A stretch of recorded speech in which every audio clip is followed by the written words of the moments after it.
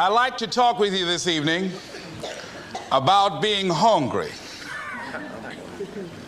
Somebody said, I'm hungry. It is something I'd like to share some ideas and thoughts with you. I'm not asking that you believe anything that I say. I'm not asking that you agree with me. I'm merely asking that you stand on and in the conversation that we'll share with you this evening. And if there's something that I say that can fit and work for you, I say use it. If not, discard it and let it be. Is that all right? Yeah. Say, that's fair enough. Very good. All right. One of the things I have realized, and many of us have, that if you want something out of life, if you want to change yourself, if you want to acquire something, if there's some goal that you want to reach, that is really not easy as some people will make us feel. That living your dream, changing your behaviors, overcoming negative habits, it's challenging. It's hard. That living alone is just very difficult. And once we begin to come to grips with the fact that living is difficult, life is very challenging. I heard a song once by a guy named Dimples called, If It Ain't One Thing, It's Another. I say to you, if it ain't one thing, it's 12 others. Always something. You will never ever have a problem-free moment in life. Somebody said, and I like this, that you either in a problem or just left one or headed toward one. Anybody found that to be so? Raise your hand if you know what I'm talking about. I mean, there's always something.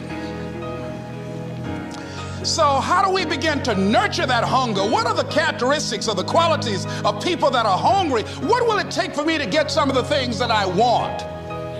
And being hungry for those things. Number one, you've got to work on yourself. It's very important that you engage in an ongoing process to develop you. Spend more time on yourself than what you've been spending. It's very important. You owe that to yourself. I was reading a book by Og Mandino called The University of Success. Read one line, gave me a chill. I didn't have to read anything else in the book. He said, many of us never realize our greatness because we become sidetracked by secondary activity. We spread ourselves too thin, don't know how to say no.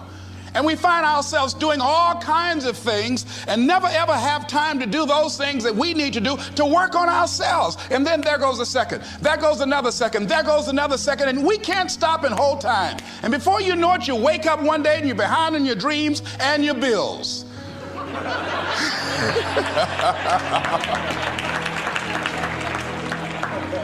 So decide that you're going to take some time to work on you, that you deserve that from yourself, that your life deserves some prime time because you are creating your own production. As Michael Todd would say, you are the star of your show. You are the director. You're writing the script. And you will determine whether your life is a smash office hit or flop. You'll determine that. Working on yourself, talking to yourself. That's so very important. Overcoming the negative conversation, that inner dialogue that's going on all the time, even when you don't want it to be there. You can't stop yourself right now from thinking. You can't do it. It's going on. And so learning how to empower yourself, part of doing that is standing up to yourself. You've got to stand up inside yourself sometimes and say, shut up. You've got to do this. I was going to give a presentation, and this voice inside of me saying, you can't do this. You don't have everything it takes. I shut up. I'm behind on my bills, and you're telling me what I can't do. I have got to do it. You'll get scared sometimes. Your mind will go blank on you. Some people you will allow to unnerve you, and you wonder, what's wrong with me? I'm not crazy. That's why you've got to learn to make a conscious, deliberate, determined effort to stand up inside yourself. Working on yourself, watching that inner dialogue, it will determine the quality of your life. I don't believe this. I know this. I've had a challenge of losing weight. I'm walking through the airport, this voice say, why don't you have some M&M peanuts? No!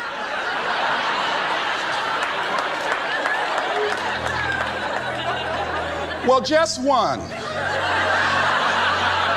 Then after you eat that, you might as well have a Snicker now, you sucker. I mean, it's challenging. My mother fixed the kind of sweet potato pie you can't eat with your shoes on. Have to take your shoes off so you can wiggle your toes. It sticks on my fingers. It says, eat it. One little bite won't hurt. That voice, constantly. Little demons from Colonel Sanders driving my car in there. I had to say, no. I'll diet tomorrow. I saw a skinny man get hit by a truck. Had he had a little bit more weight, he might have lived, you know. Some of you know what I'm talking about. Raise your hand if you know that. That voice is awesome. So you have got to stand up to that voice. When you're working on something you want to achieve, you have got to stand up to that voice. You've got to sell yourself every day on your abilities, on what you're doing, on the goal that you want to reach. You've got to sell yourself every day, according to your level of belief. It will manifest itself in what you're doing.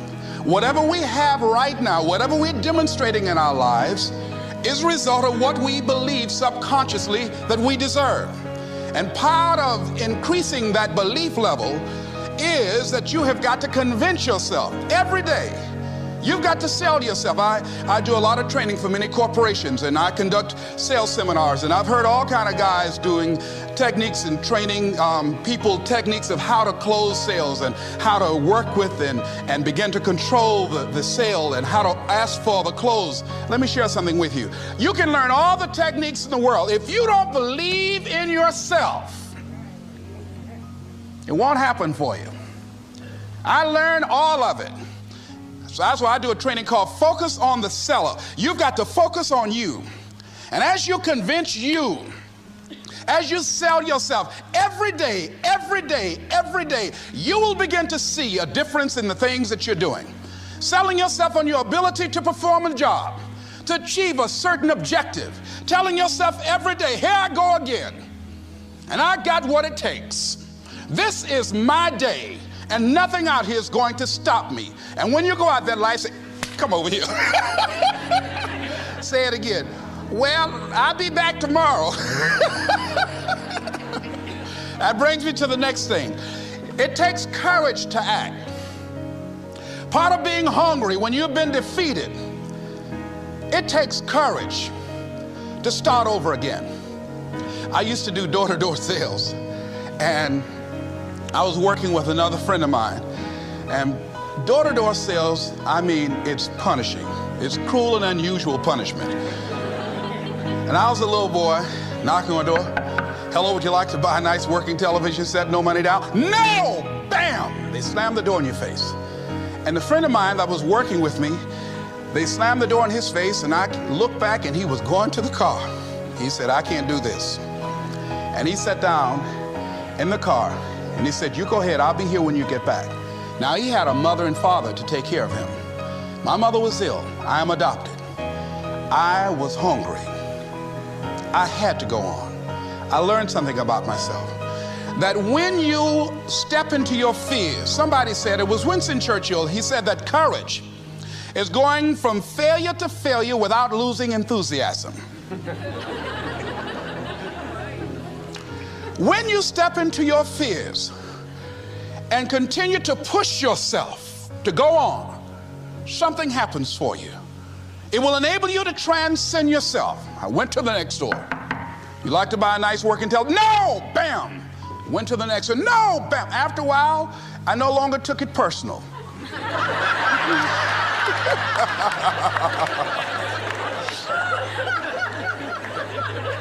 And I began to play a game. I said, well, I know there's a yes out here somewhere, and I'm going to keep on until I find it. And I'm not going home until I do. Do just a little bit of it. A friend of mine, Bobby Kerr, used to be a roommate. Bobby wanted to go into the area of public relations. He loved working with the public. Young lady he wanted to marry named Clara.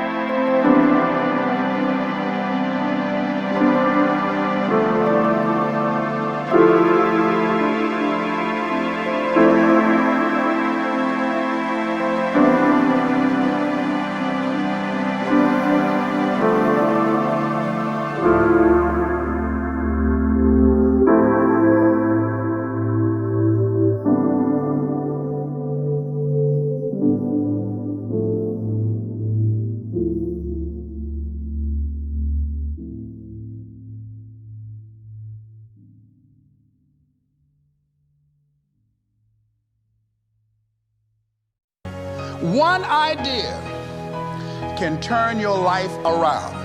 Deciding that you're going to focus to develop your skills. The guy was the new owner of a baseball team that was in the basement of the league when he took it over. He went to the pitcher and he said, "What is your best throw?" He said, "Well, I got a good curveball and I've got a good fastball." And he went on talking about his different throws. He said, "But tell me this, what is your best throw?" He thought for a moment. He said, "I've got a good fastball." He said, "That's all I want you to work on. Nothing else. Just develop your fastball." The next year, they went to the World Series. Most people don't know where their fastball is. Most people go through life never discovering what their talents are. Most people never develop their talents. They have skills and abilities, but if you don't nurture them, if you don't develop them, they will never serve you. Your gifts can take you many places if you develop your gifts. Most of us don't like to do those things that come easy to us. He said, "I ignored my critics." All of these things affect you psychically. You got to be the kind of person that you are fearless.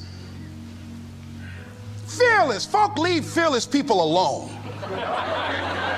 There's some people walk through a neighborhood and every dog in the neighborhood would bark at them.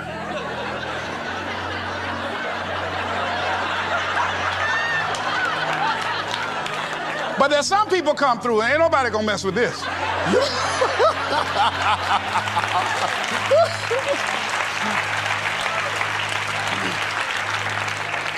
You are unstoppable. And because you are unstoppable, because you've got power that you haven't even begun to use yet, you owe it to yourself to release your brakes. How many of you have the experience of pulling out of your driveway and you mashed on the accelerator and the car was just going, it couldn't move, and you mashed harder and it couldn't move, and then you discovered you had your emergency brakes on, and then you release those emergency brakes and it goes, choo! Have you ever had that experience before? Most of us go through life with our brakes on, holding back, not giving all that we have, not sharing all of ourselves. Most of us go to our graves still holding on rather than releasing it. What are some of those things that keep us from releasing it? Because of past experiences, past defeats, past pain. We look back, well, it didn't work out then. It probably won't work out now. Many people get confused their performances with who they are. I was reading Pat Riley, the coach of the Los Angeles Lakers.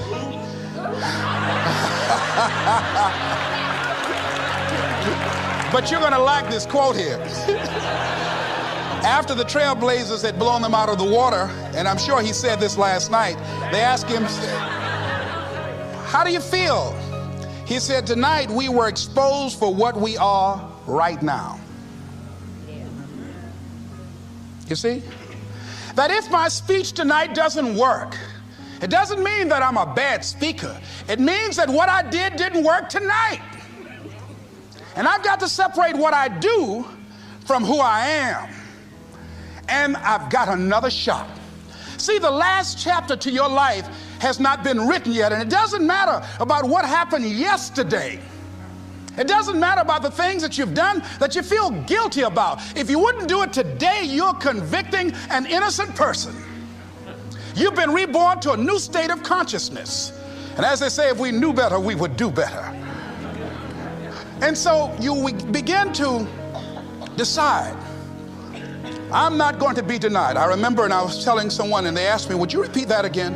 I was interested in going into broadcasting. I'm adopted, and that was my key out. I wanted to make my mama proud of me. I was very much appreciative of what she's done for my brother and sister and I. And that was my way out. And I went over to a radio station, asked a guy and told him that I was interested in broadcasting. He looked at me in my straw hat and my overalls. He said, "You have any broadcasting background?" I said, "No, sir, I don't." "What do you do?" "I cut grass."